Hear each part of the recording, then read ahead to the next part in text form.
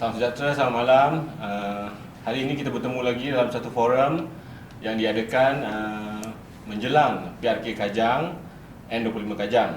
So pada malam ini seperti biasa kita ada dua orang tetamu kita. Pertama saudara Zairil, Ahli Parlimen Bukit Bendera. Selamat datang saya ucapkan. Juga saudara YB Ansri Lim, Adun Sekincan, kerana sudi luangkan masa. Okey, malam ni mudah saja.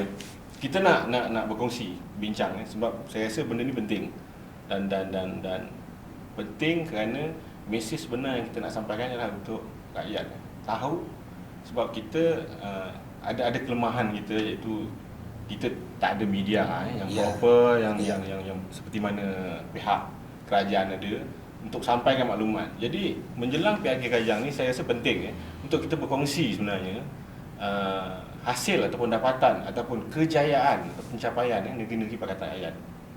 Okey, malam ni kita akan bincang tentang kejayaan negeri-negeri Pakatan Rakyat semenjak penggal pertama dan kali ini masuk penggal kedua.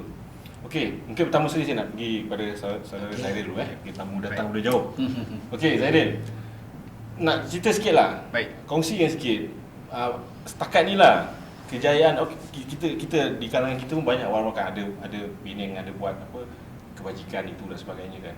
Tapi saya dapati di kalangan rakyat juga sendiri masih kurang jelas atau kurang faham apa sebenarnya kejayaan yang betul-betul dapat dicapai oleh Pakatan Rakyat di provinsi.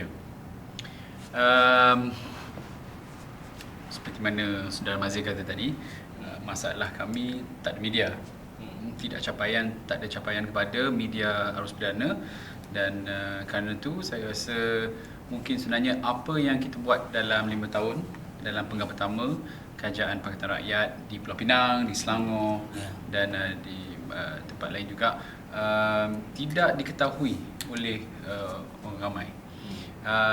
Tapi saya percaya siapa-siapa yang pernah melawat menziarah Pulau Pinang dalam 5 tahun kebelakangan ini sudah tentu akan nampak satu perubahan yang sangat besar. Pertama kali dari segi fizikal, mungkin siapa-siapa yang pernah melawat Penang atau Pulau Pinang dulu sebelum tahun 2008 akan mendapati bahawa Pulau Pinang itu sebuah negeri yang sebenarnya kotor, di mana sampah serap merata-rata, sehingga kan mantan Perdana Menteri Tun Dr. Mahathir pernah menggelarkan Pulau Pinang sebagai Pulau Pinang Darul Sampah. Ni masa zaman BN. Masa zaman BN, Perdana Menteri BN menggelarkan negeri BN sebagai Pulau Pinang Darul Sampah. Tapi kini kalau kita datang ke Pulau Pinang, kita akan melihat satu perubahan yang besar di mana Pulau Pinang sudah menjadi satu negeri yang bersih. Tapi okey, bercakap pasal isu apa sebut tadi pasal kebersihan, saya potong sekejap Baik. Sebab okey, dia tak boleh jadi macam tu saja kun fayakun. Maksudnya dia ada cara. Bagaimana nak tunjukkan cara macam mana boleh sampai ke tahap bersih ni? Apa mekanisme yang kerajaan buat? Itu yang kita Jadi mekanisme yang kita guna bukan bomoh. tak ada kelapa, tak ada Sensasi momok. Kelapa tak ada, bomoh tak, teropong pun tak ada. Tapi dan sebenarnya kita bukannya tukar pun pekerja-pekerja majlis. Majlis yang sama. Majlis Perbandaran Pulau Pinang, Majlis Perbandaran Serang Perai, pekerja yang sama, majlis sama, semua sama. Cuma kita dapat memperkenalkan insentif-insentif baru dan juga satu pentadbiran yang berdisiplin. Maksudnya di peringkat PBT lah. Di peringkat PBT, di peringkat pekerja-pekerja yang menjalankan tugas menyapu dan membersihkan. Sebagai contoh, allowance tambahan diberikan kepada para petugas, dan siapa-siapa yang berjaya untuk membersihkan dengan elok diberi insentif, ganjaran dan sebagainya. Malah pingat diberi kepada tukang kutip sampah. Tidak pernah mereka bayangkan bahawa seorang petugas PBT boleh menerima pingat. Tapi untuk mereka yang tidak melakukan kerja dengan baik, maka tindakan diambil, tindakan yang tegas. Jadi dia umpama carrot and stick, di mana ada ganjaran kalau bekerja dan ada hukuman kalau tidak bekerja. Jadi dengan satu pendekatan yang baru ni, kita dapat menggunakan pekerja yang sama tapi mendapat hasil yang sangat berlainan. sangat berbeza. Okey, macam mana pula di Selangor? Okey, sebab di Pulau Pinang kita dah nampak hasil dan cara dia mendapatkan hasil tu. Okey, macam mana di Selangor? Ya, saudara pengurusi, yang saya nak tekankan di negeri Selangor seperti mana yang berlaku perubahan drastik di Pulau Pinang selepas 2008 di mana Pakatan Rakyat telah diberi mandat peluang buat kali yang pertama oleh rakyat sama ada di Pulau Pinang dan di negeri Selangor dan sejak 5 tahun yang lepas juga negeri Selangor telah mencapai berbagai kemajuan khususnya dalam konteks politik, ekonomi, sosial dan kebudayaan. Saya tekankan dalam konteks kebajikan, kalau di Pulau Pinang dia ada kebajikan yang tersendiri, tapi di Selangor tak pernah rakyat fikir, orang kampung fikir rakyat akan menikmati air percuma. Tak pernah. Sejak 50 tahun yang lalu, zaman Barisan Nasional, mereka selalu melanglang-langkan kehebatan mereka. Hanya mereka lah yang akan membawa pembangunan. Hanya mereka lah yang mempertahankan kebajikan rakyat. Tetapi tidak pernah rakyat di bawah merasai sendiri nikmatnya mendapat air percuma 20 meter padu. Tapi dalam tempoh 5 tahun ini, rakyat di Selangor yang punya meter individu sudah mendapat air percuma selama lebih daripada 5 tahun. Dan pada permulaannya, saya nak tegaskan di sini, di Dewan Negeri Selangor, waktu Yang Amat Berhormat Datuk Menteri Besar Tan Sri Khalil Ibrahim nak melancarkan air percuma ini, kita disindir, dipandang remeh oleh Ketua Pembangkang pada ketika itu, iaitu Hel Toyo, Sungai Panjang. Pada ketika itu, mereka mengatakan kalau Selangor nak urus takbil dengan cara sebegini, nak bagi air percuma kepada rakyat, saya jangkakan, ini tukang tilik dia, saya jangkakan Selangor akan bankrupt dalam tempoh masa 1 tahun. Ini hakikat yang berlaku. Tapi apa yang berlaku adalah sebaliknya. Lebih daripada 5 tahun Selangor tidak bankrupt. Rakyat menikmati air percuma 20 meter padu. Sebulan subsidi untuk air yang kita berikan kepada rakyat 11 juta. Setahun 135 juta. Dalam tempoh 5 tahun lebih ini, lebih daripada 500 juta lebih untuk air percuma saja kita berikan. Tetapi dia tidak memberi impak bahawa kerajaan negeri Selangor kekurangan wang. Kalau kita bankrupt, kita kurang wang. Tapi nak tanya sikit tentang yang baru ni ada isu persoalan air kan. Boleh Yeah. tidak jelaskan? Mungkin rakyat mesti keliru lagi kan. Adakah sebab ada yang sebut kata ada kemungkinan tarif air naik dan sebagainya. Tapi sebenarnya macam mana? Boleh bagi gambaran? Ini perkara cukup penting. Saya terima kasihlah dengan soalan ini sebab saya nak bagi penjelasan. Inilah peluang. Kerana di media-media yang lain arus perdana kita memang tidak mempunyai ruangan seperti ini untuk kita jelaskan. Di Selangor, isunya air ini sejak 2008 dia menjadi isu yang begitu sensasi setiap masa. Kenapa? Saya nak beritahu kerana isunya penswastaan.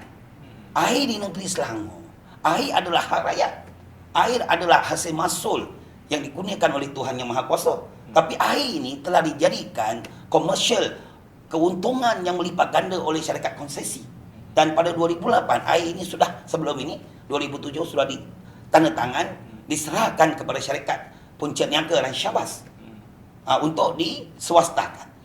Dan dalam perjanjian tersebut, ini penting, rakyat Selangor khususnya kena tahu, 2000 mengikut perjanjian tema-temanya yang saya nak tegaskan di sini, 2009 tarif air akan dinaikkan 37%. Kontrak agreement 37%. Selepas 3 tahun, iaitu 2012, tarif air akan dinaikkan sekali lagi 25%. Dan kemudiannya 2015 15%. Setiap 3 tahun. 2018 15%. 2021 5%. Sehinggalah 2030. Itu kontraknya. Dan kita jangkakan perkiraan Yang Amat Berhormat Datuk Menteri Besar selepas kita tampuk kerajaan negeri Selangor, kita kira kalau kita biarkan air ini dikuasai oleh syarikat konsesi ini, rakyat akan menderita, akan membayar tarif air yang terlalu mahal. Sehingga 2030 kita jangkakan perkiraan kita, perincian kita, rakyat di bawah, cucu kita, anak kita akan membayar tarif air satu liter lebih kurang RM3. Itu terpadu. Satu liter padu. Maknanya kalau ketiga itu, kalau kita minum air minyak RON 95 lebih murah daripada minum air. Sekarang baru RM2.10 satu liter. Ini perbandingan yang saya nak nyatakan di sini. Dan kenapa air ini jadi sensasi? Apabila kita memegang tampuk, kita semak balik tema tersebut, Menteri Besar semak balik tema tersebut, kita mendapati tidak patut, tidak adil. Kenapa keadaan sebegini? Kenapa kerajaan yang lalu menandatangani kontrak yang menyebelahi sebelah langsung, tidak menyebelahi rakyat? Kenapa? Apa yang berlaku di sebalik perjanjian tersebut? Ada udang di sebalik batu. Jadi kita lawan, kita ambil sikap Pakatan Rakyat, kita tidak mengizinkan rakyat dianyanya. Kita nak pertahankan hak rakyat, maka sebagai kerajaan yang beri tanggungjawab oleh rakyat, dipilih oleh rakyat, kita lawan dengan syarikat konsesi. Kita keluarkan satu perancangan jangka panjang, iaitu kita nak kembalikan hak air kepada rakyat, iaitu dengan penstrukturan semula industri air Selangor. Okey, nanti kita sambung lagi tentang air ni, agak menarik. Saya nak pergi balik pada saudara Zairil. Okey, isu yang Selangor antara negeri yang dianggap paling maju di Semenanjung. Okay? Tetapi baru-baru ni kita dapati Transparency International, antaranya termasuk kalau kita tengok FDI di Pulau Pinang sangat berbeza selepas 2008. Boleh tak cerita sikit perubahan dari aspek ekonomi di Pulau Pinang macam mana? Jadi selain daripada aspek fizikal, iaitu kebersihan dan sebagainya, perubahan besar juga berlaku di Pulau Pinang dari segi ekonomi.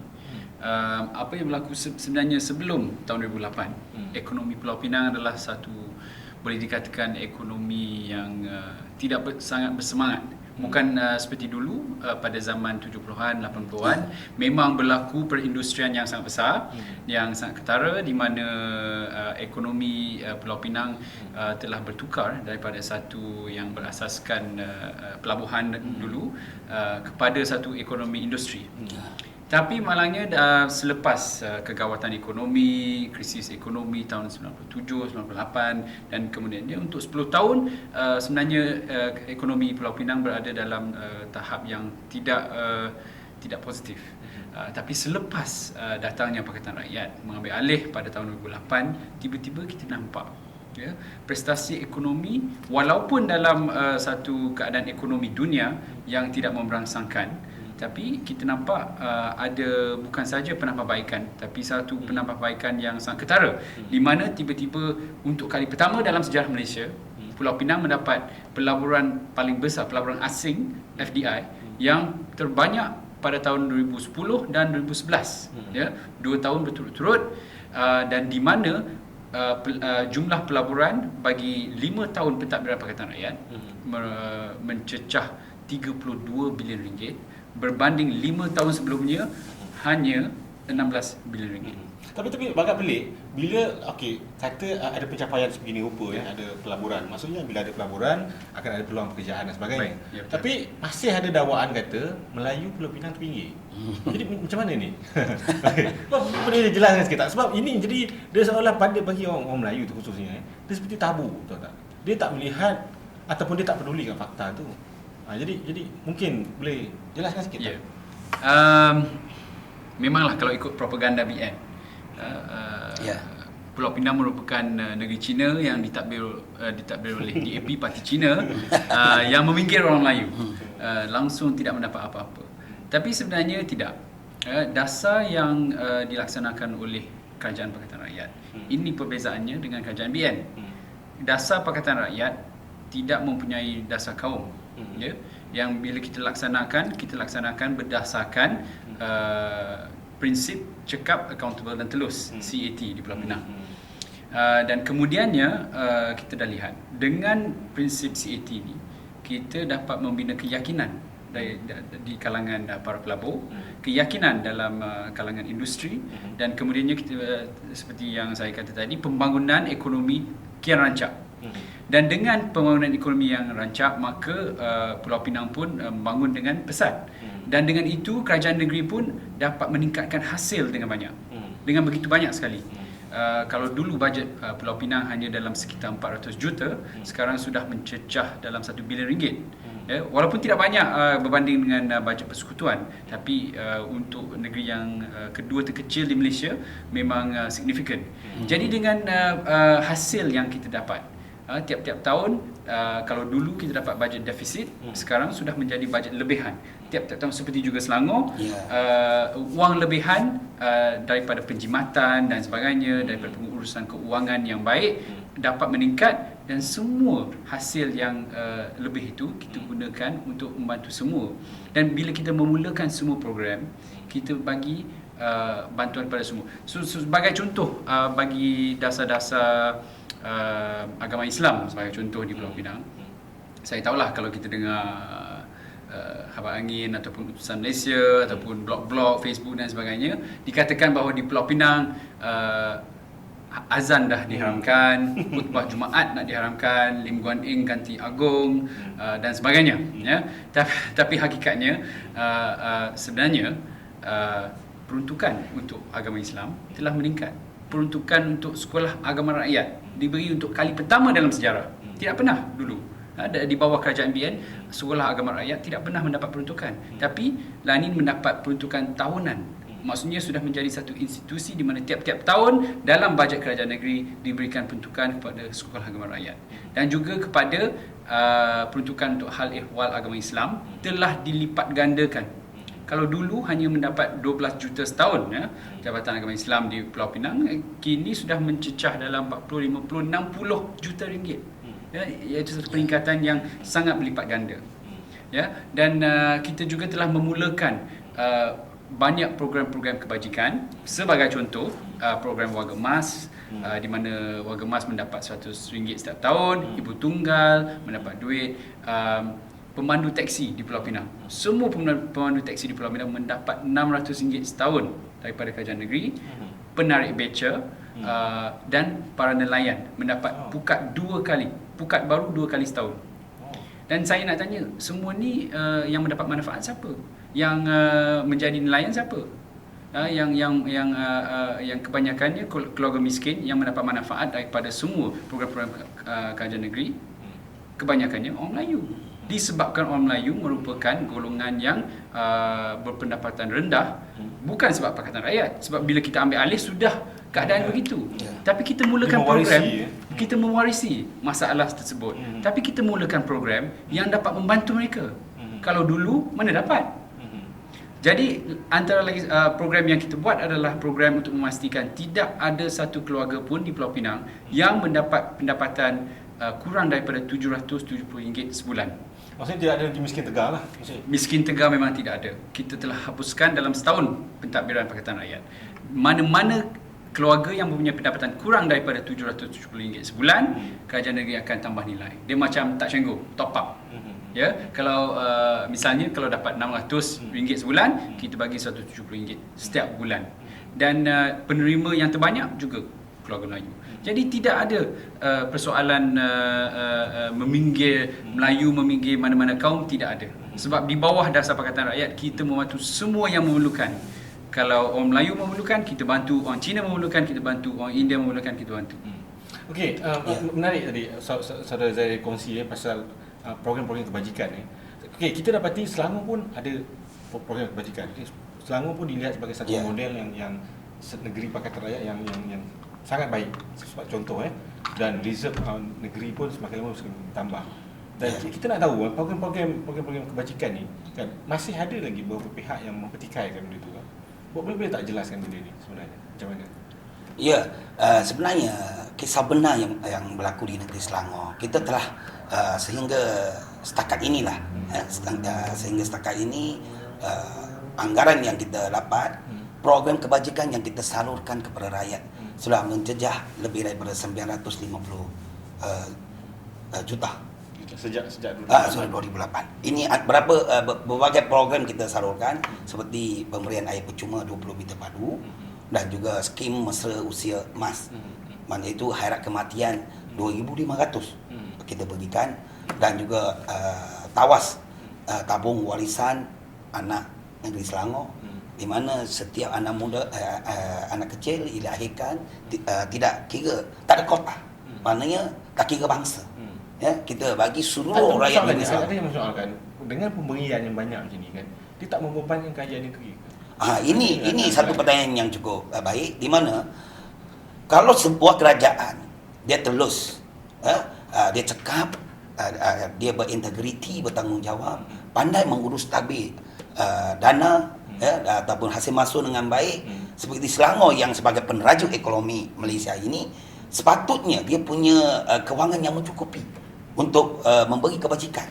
Pada masa perbandingan dulu zaman Barisan Nasional, kenapa rakyat tidak menikmati kebajikan seperti ini? Kerana banyak projek yang dilaksanakan adalah projek yang bersifat gajah putih, iaitu White Elephant Project. Saya telah mendedahkan berbagai projek gajah putih. Mereka nak melaksanakan pembangunan, anugerahkan projek kepada kroni, kepada orang-orang kiri kanan mereka, dengan tujuan memberi ganjaran kepada mereka. Dan projek tersebut kadang-kadang tidak mempunyai impak ekonomi, hanya bertujuan untuk pembangunan kononnya. Nama pembangunan, duit dikeluarkan saja, tetapi projek itu tidak dipentingkan. Akhirnya banyak projek yang dilaksanakan di negeri Selangor zaman Menteri Besar dulu, Heru Toyo, projek yang membazirkan wang rakyat. Projek gajah putih. Saya bagi contoh, projek Jalan Crossban 4 daripada Sekincan ke Sungai Haji Rorani. Bagaimanakah kita boleh bayangkan jalan yang sedia ada, ya, jalan yang kecil, tak besar, naik tarapkan daripada satu lorong kepada dua lorong, ulang alik 20.5 kilometer, mendalam belanja 118 juta. Bayangkan berapa 1 kilometer, hampir 600,000. Ini lebih daripada 600,000. 118 juta kalau kira daripada perkiraan JKR pada ketiga itu, setakat 60 juta. Jalan itu selesai. Tetapi oleh kerana berlakunya ketirisan, berlakunya rasuah, berlakunya salah guna kuasa, itulah penyakit yang berada di Selangor. Rakyat tidak mendapat kebajikan. Duit itu dileburkan melalui saluran-saluran seperti ini, iaitu anugerahkan projek kepada kroni, dan projek itu tidak mendatangkan impak ekonomi. Ini penyakit nombor wahid di negeri Selangor. Okey.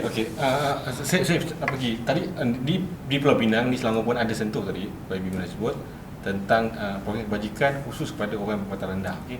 Program orang berpendapatan rendah ni, okey, di Pulau Pinang, saya nak tanya pun lebih kurang macam Selangor, isu Selangor tadi, macam mana kerajaan negeri dengan yang mana sumber pendapatan yang limited, bagaimana dia meningkatkan pendapatan tu dan masa yang sama dia dapat salurkan hasil tu kepada golongan-golongan sasaran. Mungkin rakyat nak keliru, tak faham. Sebenarnya formula dia sama seperti Selangor. Ya, berdasarkan prinsip yang saya katakan tadi, cekap accountable telus, maka rasuah diperangi. Bila kita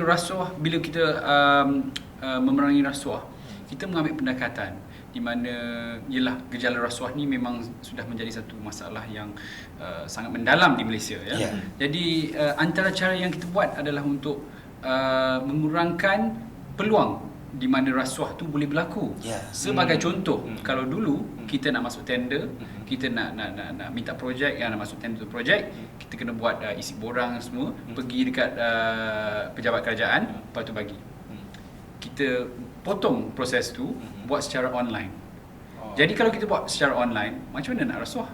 Dia takkan nak bayar komputer, takkan nak sogok dalam CD-ROM. Sistem tu dah kita tukar. Sistem dah tukar di mana mekanisme dia, di mana tidak berlaku peluang di mana rasuah boleh berlaku.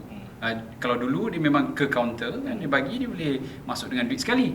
Tapi lah ni dengan komputer mana boleh? Takkan kita nak bagi masuk dalam CD-ROM, thumb drive kan, duit tak boleh masuk. Jadi ini menjadi satu sistem yang telus, ya, di mana dia buat online, semua orang boleh lihat. Dan kemudiannya bila kita buat open tender, tender terbuka untuk semua projek-projek kerajaan negeri, maka penjimatan yang berlaku adalah sangat besar. Sangat besar. Di Selangor pun sama.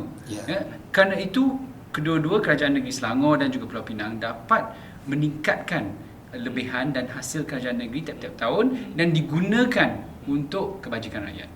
So kalau boleh saya simpulkan, pendekatan atau kaedah reform ni digunakan untuk tukar keadaan tu adalah maksudnya dengan kata lain ialah dia macam dividen daripada keterisan tu, maksudnya hasil daripada Kita panggil dividen anti rasuah. Dividen anti Di Selangor kita gunakan konsep hasil negeri untuk rakyat. Okey. Maknanya hasil yang berlebihan ni adalah untuk rakyat. Okey. Bukan untuk kroni. Bukan untuk suku sakat. Ini di Selangor. Okey. Bila kita bercakap, kita dah cakap sikit, kita dah kongsi iaitu bagaimana kita mengubah sesuatu keadaan tu di peringkat negeri ini kepada reform yang lebih baik, sistem hasil dan sebagainya. Dilihat model kedua-dua negeri yang dianggap model Pakatan Rakyat untuk Malaysia ni disasar, diserang begitu kuat, terutama di Selangor, di Pulau Pinang. Serangan dia adalah serangan perkauman dan agama. Okey, saya nak cakap dulu dengan Mami di Selangor. Bagaimana kita Pakatan Rakyat di Selangor berdepan dengan isu-isu begini? Kita ada sebuah kerajaan, prinsip kita begini. Bagaimana kita berdepan dengan masalah ini? Ya, sekarang pencapaian, kejayaan dan pencapaian kerajaan di bawah Pakatan Rakyat sangat dicemburui. Sangat dicemburui oleh Barisan Nasional, khususnya yang diketuai oleh UMNO. Mereka tahu kalau cara Pakatan Rakyat ini dibiarkan berterusan dan rakyat faham situasi, rakyat dapat berhormat, kerajaan yang dipaksikan oleh Barisan Nasional di peringkat persekutuan tidak akan bertahan lama. Mereka tahu. Jadi kalau dengan mereka nak lawan cara pentadbiran Pakatan Rakyat di negeri Selangor, di Pulau Pinang, dengan ketulusannya, dengan open tendernya, dengan value for money-nya, konsepnya hasil negeri untuk rakyatnya, mereka enggak mampu.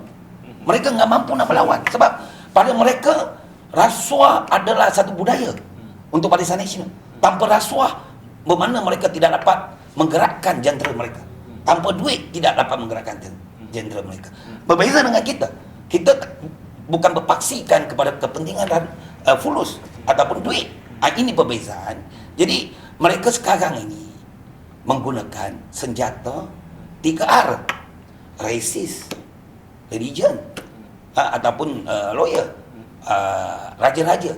Mereka cuba nak menghasut, cuba nak membakar sentimen orang Melayu khususnya di kampung-kampung di luar bandar, supaya mereka marah kalau DAP, kalau Pakatan Rakyat DAP di Pulau Pinang kononnya, Pakatan Rakyat di negeri Selangor mengambil alih Putrajaya, orang Melayu akan melingkup, orang Melayu akan terpencil, hak orang Melayu akan hilang, dan kemungkinan raja-raja pun akan dihapuskan. Ini menurut mereka.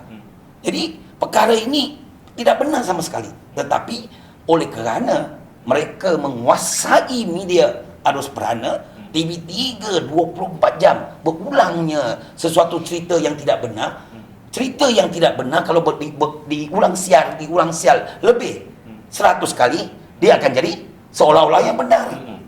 Ini pendekatan propaganda yang mereka rancangkan untuk mengaburi mata rakyat di bawah.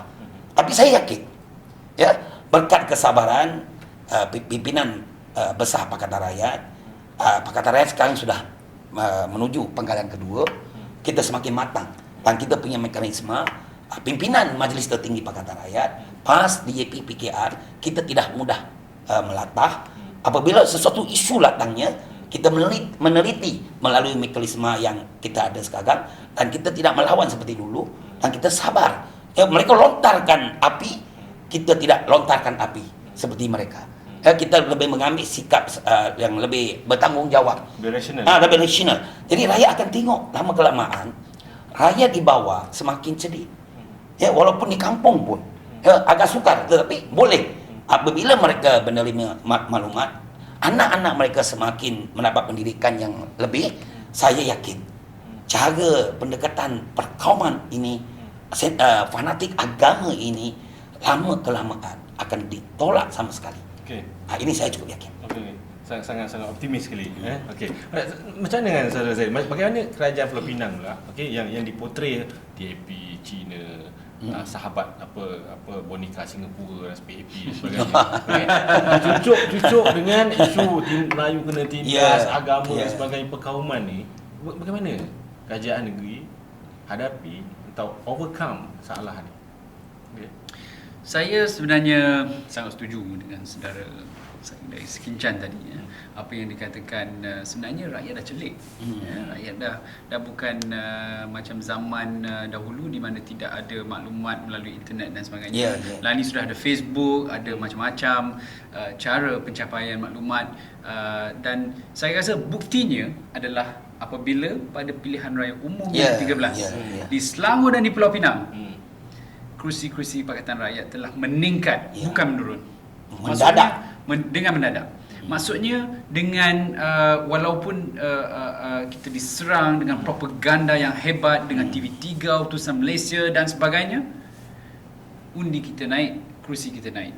Di Selangor mendapat 2/3, di Pulau Pinang undi popular mencecah sehingga 63%. Ataupun mungkin sedikit lebih, dan kursi pun bertambah. Jadi ini adalah bukti bahawa rakyat di Pulau Pinang, rakyat di Selangor memang tahu sebenarnya keadaan yang berlaku. Mereka tidak termakan umpan perkauman dan sebagainya. Tapi masalah berlaku apabila orang yang di luar kawasan ni, dia tidak tahu, dia hanya mendapat berita daripada TV3 umpamanya. Itu menjadi masalah untuk kita. Jadi di Pulau Pinang kita memang menjadi mangsa kepada propaganda dan politik kebencian yang fitnah, tomahan yang sangat keji, di mana sebagai contoh dalam tahun ni sahaja dikatakan bahawa ada buku Bible bahasa Melayu yang diberi kepada budak-budak sekolah Pulau Pinang. Semua tuduhan yang tidak berasas, sebagai contoh khutbah Jumaat akan diharamkan. Macamlah kita boleh haramkan khutbah Jumaat, bukannya kuasa negeri pun, tapi ini fitnah yang dimainkan. Dan macam-macam lagi, orang Melayu hilang tanah, walaupun di Pulau Pinang memang tidak pernah berlaku di mana kerajaan negeri mengambil tanah orang Melayu dengan begitu sahaja, dan sebagainya. Tapi yang penting adalah maklumat, jadi kita harus menggunakan internet yang merupakan satu medium yang sangat saya rasa dalam dunia abad ke-21 ini adalah satu medium yang sangat efektif. Dan saya lihat antara punca berlaku perubahan pada tahun 2008 dan 2013 adalah faktor internet, tapi pada masa yang sama kita memang inilah satu cabaran yang besar untuk Pakatan Rakyat. Bagaimana kita nak menyampaikan maklumat ini, semua yang kita kata tadi, memang banyak pencapaian kita di Pulau Pinang, di Selangor. Macam mana kita nak menyampaikan maklumat itu kepada rakyat di pedalaman sebagai contoh dan sebagainya. Tapi saya rasa sebagai satu pakatan kita, satu gabungan parti-parti politik PKR, PAS dan DAP, kita boleh menggunakan kekuatan masing-masing. Mungkin DAP, PAS, PKR mempunyai kekuatan di lapisan yang tertentu, yang lain umpamanya. Kita semua kena bekerjasama membawa maklumat turun ke padang, bagi tahu kawan-kawan kita. Tapi sebenarnya saya masih optimis. Saya optimis kerana apa?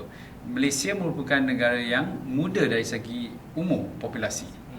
Ramai anak muda di Malaysia. 70% populasi negara kita bawah umur 40 tahun.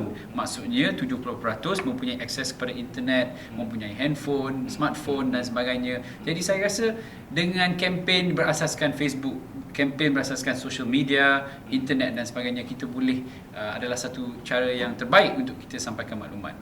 Yang pada masa yang sama kita juga harus memastikan bahawa dasar kita adalah dasar yang konsisten, selalu memikirkan kebajikan rakyat dan bukan dasar seperti BN yang memikirkan kebajikan kroni, yang di mana rasuah berleluasa dan sebagainya. Kita akhirnya kalau kita konsisten, saya rasa rakyat boleh faham dan rakyat boleh tahu. Okey, ini yang terakhir, conclusion kita nak buat. Okey, kita dah bincang, input kita dah bagi, kita dah kongsi pada untuk pendengar, untuk rakyat. Okey, kesimpulan nak minta seorang mungkin 3 ke 5 minit. PRK Kajang yang dianggap sebagai referendum menolak BN, boleh bagi nasihat ataupun input apa yang dimaksudkan sebagai referendum menolak PRK Kajang? Ya, PRK Kajang ini adalah satu langkah yang strategi yang diatur oleh Pakatan Rakyat. Kerana apa orang tanya, orang sering tanya kenapa ada perlu pilihan raya kecil PRK Kajang ini.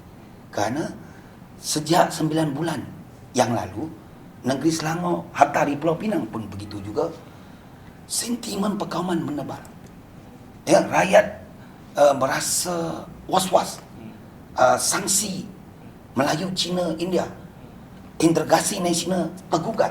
Kerana apa? Kerana wujudnya NGO yang pro UMNO, yang didanai, yang diberi, ditaja oleh UMNO Barisan Nasional untuk mengadakan parakan, untuk mengadakan tunjuk perasaan, untuk buat laporan polis. Sekarang kerja UMNO, mereka malu nak berdepan dengan rakyat sebab rakyat dah tolak UMNO, tolak Barisan Nasional. Mereka terpaksa menggunakan NGO. Tetapi dalam NGO, apabila kita teropong NGO tersebut, ahli-ahli UMNO, ketua bahagian UMNO di dalam. Darah biru. Darah biru rupanya. Jadi mereka bertopengkan NGO dan mengaburi mata rakyat untuk menghasut supaya rakyat di Selangor mereka was-was, khawatir akan berlaku huru-hara, berlaku perbalahan kaum. Ini yang berlaku. Maka dengan itu pimpinan Pakatan Rakyat telah memikirkan apa cara yang baik untuk membendung gejala sedemikian, fenomena sedemikian. Akhirnya pencapaiannya satu langkah drastik, iaitu Kajang Move ataupun langkah Kajang dilakukan. Mereka tak terkira, tak tersangka Barisan Nasional. Mereka terkejut. Kenapa ada pilihan raya kecil? Sedangkan tak ada orang meninggal dunia. Mereka terkejut. Akhirnya dalam tempoh 2 bulan ini kita nampak secara jelas isu perkauman dah berkurangan pula. Isu perkauman, isu agama seolah-olah dia senyap sementara kerana laruan untuk PRK Kajang. Maknanya kita dapat menguasai strategi Pakatan Rakyat daripada mempertahankan diri. Sekarang kita dah ofensif, kita ke agresif. Kita menyerang pula sekarang. Ini cara Pakatan Rakyat. Dan kemudiannya langkah Kajang ini penting sebagai referendum kepada rakyat, daripada rakyat untuk beri signal kepada Perdana Menteri Kampung Satu Malaysia. Maknanya ini PRK Kajang atau Kajang Move ni bukanlah isu hanya bersifat lokal saja. Bersifat bersifat nasional, kerana setiap undi daripada rakyat pengundi di Kajang pada 23 hari bulan nanti, dia akan memberi satu mesej yang jelas kepada pentadbiran Najib, iaitu satu kayu pengukur. Adakah rakyat setuju, rakyat puas hati pentadbiran Pakatan Barisan Nasional sejak pilihan raya ke-13 yang lalu? Ini menjadi satu kayu pengukur. Jadi inilah banner yang terbaik untuk rakyat melepaskan tidak puas hati mereka. Kalau undi Pakatan Rakyat bertambah, bermakna rakyat semakin tidak puas hati, hilang keyakinan kepada Najib.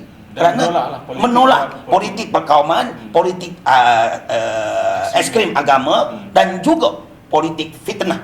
Kerana instrumen kehakiman ini sudah dinolaki oleh Barisan Nasional sejak 15 tahun yang lalu. Itunya wujudnya gerakan reformasi sampai hari ini. Dan apabila 7 hari bulan 3 yang lalu, berapa hari yang lalu, Datuk Seri Anwar secara tergesa-gesa, nampak sangat tergesa-gesa kes itu sepatutnya bulan 4, 7 hari bulan, dianjak ke depan 7 hari bulan 3, ya. Dan kemudiannya Peguam Negara tidak mengetuai Barisan Pendahulu Raya. Mereka mengambil Peguam UMNO. Peguam UMNO siapa dia? Latar belakang Peguam UMNO, Tan Sri Syafiee Abdullah sebagai pendahulu raya utama untuk kenakan Anwar. Akhirnya mana nampak rakyat tertanya-tanya kenapa hari Jumaat hakim boleh bersidang sampai pukul 7 lebih. Oh, super efficient. Ini yang berlaku. Akhirnya Anwar dikenakan 5 tahun. Kenapa? Kerana mereka takut Datuk Seri Anwar akan diangkat sebagai ketua di negeri Selangor. Ini mereka dah matikan langkah Anwar dengan menggunakan kaedah politik. Mereka takut. Akhirnya inilah pencaburan sistem kehakiman. Kes terlalu rapuh, orang nampak. Satu dunia memandang Malaysia. Kes ini berulang tayang. Rakyat dah hilang keyakinan. Jadi Kajang ini, setiap undi rakyat Kajang beri mesej referendum kepada UMNO Barisan Nasional. Apa perasaan rakyat? Kalau undi Pakatan Rakyat bertambah, mananya apa yang dilakukan oleh Barisan Nasional Rakyat tolak, termasuk janji ditepati. Sekarang jadi janji dicapati. Ini yang berlaku. Okey, terima kasih saudara Silim. Okey, terakhir saudara Zairil. Baik. Kesimpulan. Saudara MP, ahli parlimen yang bawa suara rakyat, bukan saja Bukit Bendera tetapi rakyat di Pulau Pinang, umum di Malaysia bercakap di parlimen. Bagaimana kita lihat konteks pada hari ini? Ada kaitan juga dengan referendum di Kajang dan sebagainya. Bagaimana gerakan politik yang dianggap sebab rakyat melihat sebagai persepsi rakyat yang timbul apabila saudara Karpal, saudara Anwar Ibrahim dijatuhkan hukuman dan ada kemungkinan 2 kerusi parlimen ini kosong. Jadi dalam konteks Malaysia politik dan sebagainya, perubahan bagaimana yang kita boleh buat apabila krisis kredibiliti institusi kita diragui oleh rakyat dan dimanipulasi. Saya melihat keadaannya macam ni. Begini, di mana PRU ke-13 sebenarnya Barisan Nasional telah kalah. Ya. Mereka tidak mempunyai kerajaan yang mempunyai legitimasi. Di mana undi popular bagi kerajaan Barisan Nasional hanya dalam 46%. Dan Pakatan Rakyat memenangi 51% undi popular. Di negara mana-mana negara yang demokratik di dunia ini sudah tentu pertukaran kerajaan sudah berlaku. Ya. Tapi di Malaysia akibat satu penyelewengan silap mata, Magic. Sistem pilihan raya yang sudah dimanipulasi, akibatnya Pakatan Rakyat hanya berjaya mendapat 40% kerusi. Bayangkan, dengan 51% undi popular hanya 40% kerusi. Dan saya melihat keadaannya macam ni. Barisan Nasional apabila sudah kalah dan gagal mengalahkan Pakatan Rakyat melalui peti undi, digunakan pula cara-cara lain. Digunakan kuasa lain, digunakan kuasa peguam negara, digunakan kuasa kehakiman dan sebagainya untuk menjatuhkan pemimpin-pemimpin Pakatan Rakyat. Ya. Jadi dalam konteks ini, saya rasa PRK Kajang ni sangat penting. Sangat kritikal. Di mana dalam konteks Datuk Seri Anwar Ibrahim, Saudara Kapal Singh, semuanya menjadi mangsa kezaliman Barisan Nasional yang tidak dapat mengalahkan mereka dalam pilihan raya, menggunakan taktik yang sangat kotor dengan dakwaan tuduhan yang tidak berasas langsung. Saya rasa kezaliman ini harus ditolak dan cara untuk menolaknya adalah melalui peti undi PRK Kajang. Kalau undi untuk Pakatan Rakyat dapat meningkat, maka kita boleh memberi satu mesej yang sangat jelas kepada Datuk Seri Najib, Perdana Menteri dan Ketua Barisan Nasional, di mana rakyat Kajang dan rakyat Malaysia semua bersatu menolak Barisan Nasional. Ini satu peluang keemasan pada saya. Okey, saya rasa dah solid, jelas, di mana kita dah bincangkan kejayaan-kejayaan Pakatan Rakyat, bagaimana usaha kita. Akhirnya kita dah bercakap, conclude dalam konteks PRK Kajang ni. So, saya harap dengan perkongsian maklumat-maklumat ataupun pandangan-pandangan daripada panelis kita hari ini dapat membantu bukan saja maklumat kepada rakyat Malaysia, tetapi khususnya Selangor dan pengundi-pengundi di Kajang. Dan kita percaya, kita harap pengundi-pengundi Kajang dapat menilai dan membuat keputusan yang wajar, yang mana kita harus tolak politik perkauman, politik salah guna kuasa dan sebagainya. Oleh itu, saya ucapkan terima kasih kepada Naswi Lim, Saudara Zairil kerana sudi meluangkan masa, dan saya harap kita dapat bertemu lagi dalam rancangan yang lain. Saya Mazhar Ibrahim dan kru Ubah TV mengucapkan selamat malam dan salam sejahtera. Terima kasih.